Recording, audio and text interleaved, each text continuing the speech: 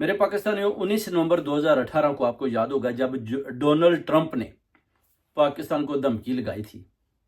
اور صاف صاف پیغام دیا تھا کہ بندے دے پتر بن جاؤ،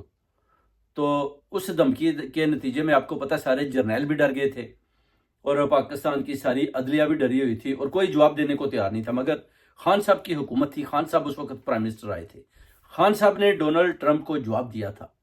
انہوں نے بتا دیا تھا کہ جناب جو 9/11 کے حساب سے اگر آپ جو الزامات ہمارے اوپر لگاتے ہیں تو ہمارا اس ٹیرورزم کے اوپر کسی قسم کی کوئی مداخلت نہیں ہے۔ خان صاحب نے لیٹر میں یہ بھی لکھ دیا اور ساتھ یہ بھی بتا دیا کہ آپ نے یہ جو ٹیرر ان وار کا مشن شروع کیا ہوا ہے، اس میں ہمارے کو 70 سے 80 ہزار